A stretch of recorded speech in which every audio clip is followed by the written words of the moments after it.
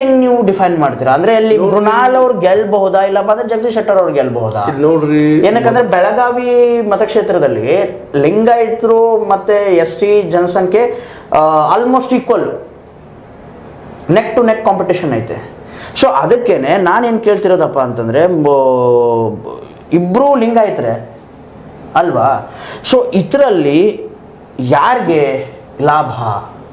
ಇದರಲ್ಲಿ ನನ್ನ ತಿಳುವಳಿಕೆ ಪ್ರಕಾರ ಒಂದನೇದ್ದು ಶೆಟ್ಟರ್ ಅವ್ರು ನೀವು ಹೇಳಿದ್ರಿ ಎಲ್ಲ ಈಗಾಗಲೇ ಕ್ಯಾಲ್ಕುಲೇಷನ್ ಮಾಡಿದ್ರಿ. ಅವ್ರ ಹೇವಿನ ವಯಸ್ಸು ಹೇವಿ, ಒಳ್ಳೆಯ ಮನಸ್ಸು, ಒಳ್ಳೆಯ ಮನುಷ್ಯ ನಾವು ಅನ್ಬೋದು ಅವ್ರಿಗೆ. ಇವತ್ತಿನ ರಾಜಕಾರಣಿಗಳು ನೋಡಿದಾಗ ತಪ್ಪು ನಿರ್ಧಾರಗಳು ಆಗಿರ್ಬೋದು, ನಿರ್ಧಾರಗಳು ತಪ್ಪ ಸರಿ, ಗಾಂಧೀಜಿಯವರಿಂದ ಆಗಿರ್ಬೋದು, ನನ್ನಿಂದು ಆಗಿರ್ಬೋದು, ನಿಮ್ಮಿಂದು ಆಗಿರ್ಬೋದು, ಆ ಮಾತು ಬೇರೆ, ಅದು ಒಳ್ಳೆಯ ವ್ಯಕ್ತಿ. ಇನ್ನು ಎರಡನೇದಾಗಿ ಲಿಂಗಾಯತರಲ್ಲಿ ಸಹಜವಾಗಿ ಇಬ್ಬರು ಈಕ್ವಲ್ ಇದ್ದಂಥವ್ರು, ಒಬ್ಬರು ಪಂಚಮಸಾಲಿ, ಇನ್ನೊಬ್ಬರು ಬಣಜಿಗರು. ಹೀಗಾಗಿ ಅಲ್ಲೂ ಸಹಿತ ಬಣಜಿಗರ ಸಮುದಾಯದಲ್ಲಿ ಒಂದಿಷ್ಟು ಆರ್ಥಿಕವಾಗಿ ಬದ್ಧರಿದ್ದಾರೆ. ಪಂಚಮಸಾಲಿಯಲ್ಲಿ ಜನಸಂಖ್ಯೆ ಜನಸಂಖ್ಯೆನ ಹೆಚ್ಚಿದೆ ಮತ್ತು ಅವರು ಕೂಡ ಆರ್ಥಿಕವಾಗಿ ಆದರೂ ಬಣಜಿಗ ಸಮಾಜದ ಬಗ್ಗೆ ಒಂದು ರೀತಿ ನಮ್ಮಲ್ಲಿ ಏನಪ್ಪ ಅಂತಂದ್ರೆ ಒಳ್ಳೆಯ ಆರ್ಥಿಕವಾಗಿ ಬದ್ಧರಿದ್ದಾರಪ್ಪ ಅನ್ನೋಂಥ ಮಾತು ಅದೇನೋ ಇಲ್ಲಿ.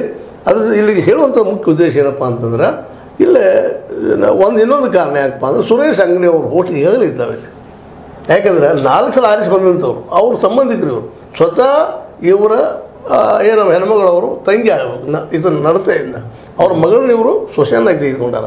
ಅವರು ಅಲ್ಲಿ ಪ್ಲಸ್ ಆಗ್ತದೆ, ಅವ್ರ ಹೊಟ್ಟು ಪ್ಲಸ್ ಆಗ್ತಾವ, ಜೊತೆಗೆ ಇವ್ರದ್ದು ಪ್ಲಸ್ ಆಗ್ತದೆ ಮುಂದೆ. ಜೊತೆಗೆ ಜಾತಿ ಸಿಂಪಲ್ ಅಂದ್ರೆ ಇನ್ನೊಂದು ಪ್ರಶ್ನೆ ಏನಪ್ಪಾ ಅಂತಂದ್ರೆ ಲಾಸ್ಟ್ ಟೈಮ್ ಅವ್ರ ಕ್ಷೇತ್ರದಲ್ಲೇನೆ ಇರ್ಬೋದು, ಅಲ್ಲಿ ಬಂದಿದ್ದು ಬೇರೆ ಅವ್ರ ಕ್ಷೇತ್ರದಲ್ಲೇ ಈ ಒಂದು ಬೇರೆ ಮತಕ್ಷೇತ್ರಕ್ಕೆ ಬಂದು ಬೇರೆ ಮತಕ್ಷೇತ್ರದ ಜನತೆಯ ಮನವನ್ನ ಓಲೈಸ್ತಾರಾ ಎಂಬುದೇ ಒಂದು ದೊಡ್ಡ ಪ್ರಶ್ನೆ. ಇರಲಿ ಇಲ್ಲಂತ ನೋಡ್ರಿ, ಅವ್ರನ್ನ ಬಿಟ್ಟರೆ ಇಲ್ಲಿ ಸ್ವತಃ ನಾವೇನು ಇವು ಸ್ವತಃ ಕೆಲವೊಂದಿಷ್ಟು ಜನ ಹೋಗಿ ನಮ್ಮ ಸ್ಥಳೀಯರು ಕೊಡ್ರಿ ತೆಗೆದವ್ರಲ್ಲಿ ಸಹಿತ ಆ ಮಟ್ಟದ ಮುಖ ಇಲ್ಲ, ಆ ಮಟ್ಟದ ವ್ಯಕ್ತಿತ್ವ ಇಲ್ಲ ಅನ್ನೋ ಸ್ಪಷ್ಟವಾಗಿ ನಾವು ಹೇಳ್ಬೇಕಾಗ್ಯದ.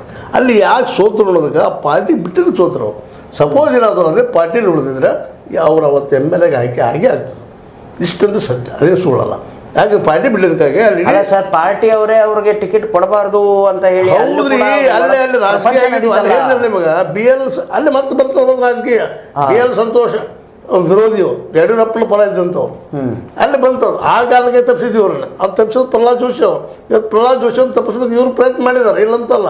ಆದರೆ ಇವತ್ತು ಅವರು ಮೋದಿಜಿಯವ್ರು ಬದಿಗಿರೋದ್ರಿಂದ ಅವ್ರು ಉಳ್ಕೊಂಡಿದ್ದಾರೆ ಅಷ್ಟೇ.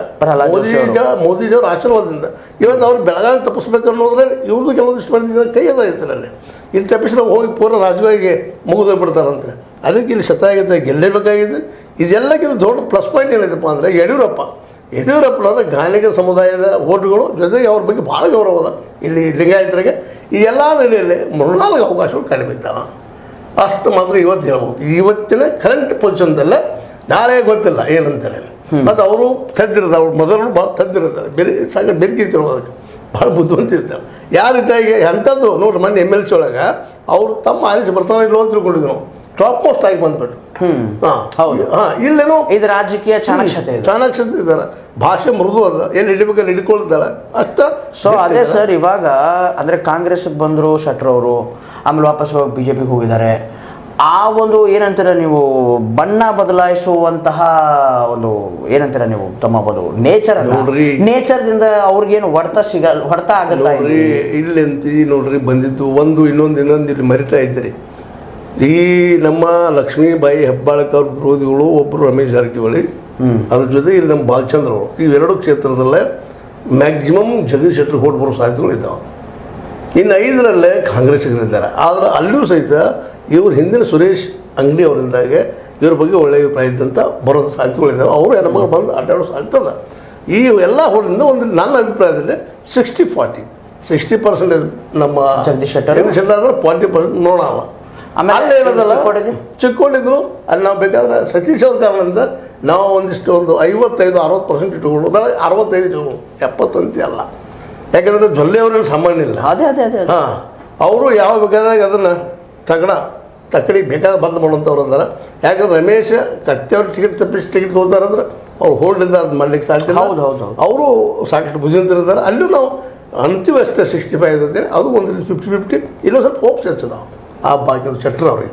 ಮತ್ತು ಮೃಣಾಲ್ಗೆ ಸ್ವಲ್ಪ ಹೋಪ್ಸ್ ಕಡಿಮೆ ಇದ್ದಾವೆ. ಯಾಕಂದರೆ ಸೊ ಈ ಅಂದರೆ ಓಪನ್ ಆಗಿ ಹೇಳ್ಬೇಕಪ್ಪ ಅಂತಂದರೆ ಗೋಕಾಕು ಮತ್ತು ಇದೇನು ಚಿಕ್ಕೋಡಿ ಮತಕ್ಷೇತ್ರದಲ್ಲಿ ಗೋಕಾಕ್, ಕಾಂಗ್ರೆಸ್ ಬೆಳಗಾವಿ ಮತ್ತು ಚಿಕ್ಕೋಡಿ ಮತಕ್ಷೇತ್ರದಲ್ಲಿ ಡೈರೆಕ್ಟಾಗಿ ಹೇಳ್ಬೇಕಪ್ಪ ಅಂತಂತಂದರೆ ಇವರು ಏನಂತೀರ ಸರ್ ನೀವು, ಗ್ಯಾರಂಟಿ PM ಮೋದಿ ಅವರು ಇಲ್ಲೇನು ವರ್ಕ್ ಮಾಡಲ್ಲ ಏನಿಲ್ಲ. ಈ ಜನರ ಈ ಒಂದು ಇವ್ರು ಯಾವ ರೀತಿಯಾಗಿ ವರ್ತನೆ ಅದರ ಮೇಲೆ ಆಗುವಂಥದ್ದು ಗ್ಯಾರಂಟಿ ಅಂತ ಆಗ್ತದಿಲ್ಲ, ಇಲ್ಲಂತಲ್ಲ. ಹಿಂದುಳಿದವ್ರದ್ದು ಮಾಡಿದ್ರಿಲ್ಲ ಓಟ್ ಹಾಕ್ತಾರೆ. ಆ ನೆಲೆಯಲ್ಲಿ ಕಾಂಗ್ರೆಸ್ ಆಗ್ಬಹುದೇನೋ ಅಂತ ಹೋಪ್ಸಿದ್ದಾವೆ. ಆದರೂ ಸಹಿತ ಶೆಟ್ಟರ ಬದಲಾಗಿ ಏನಪ್ಪ ಅಂದ್ರೆ ಒಂದು ಮಾತು, ಈ ಒಂದು ಪ್ರಭಾವ ಹೆಚ್ಚಿಗೆ ಅನ್ನಿಸ್ತದೆ. ಮತ್ತು ಅದಕ್ಕಿಂತ ಮುಖ್ಯ ಅಂತ ಮಾಜಿ ಮುಖ್ಯಮಂತ್ರಿಗಳು ಅನ್ನುವಂಥದ್ದು ಒಂದು ಗೌರವ ವಾತಾವರಣದ ಮತ್ತು ಇದೆಲ್ಲಕ್ಕಿಂತ ಹೆಚ್ಚಿಗೆ ಯಡಿಯೂರಪ್ಪರು ಇದನ್ನು ಚಾಲೆಂಜ್ ಆಗಿ ತೆಗೆದುಕೊಂಡಾರೆ. ಅದಕ್ಕಾಗಿ ಯಡಿಯೂರಪ್ಪ ಈ ಭಾಗದಲ್ಲೇ ಅತ್ಯಂತ ಬಲಿಷ್ಠ ನಾಯಕರು ಲಿಂಗಾಯತರಲ್ಲ, ಮತ್ತು ಇವರು ಲಿಂಗಾಯತರಿದ್ದಾರೆ, ಹೆಲ್ಪ್ ಆಗ್ಬೋದು. ಅಂದರೆ ಇಬ್ಬರು ಲಿಂಗಾಯತರಿದ್ದಾರಲ್ಲ, ಓಕೆ ಆಯಿತು.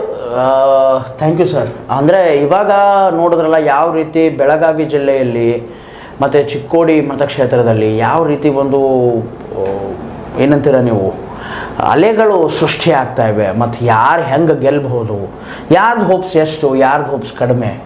ಸೊ ಈ ಒಂದು ಡಿಸ್ಕಷನ್ ಆಯಿತು. ಈ ಒಂದು ಡಿಸ್ಕಷನ್ನಲ್ಲಿ ಏನಾದರೂ ನಿಮಗೆ ಹೇಳಬೇಕು ಅಂತ ಅನಿಸಿದ್ರೆ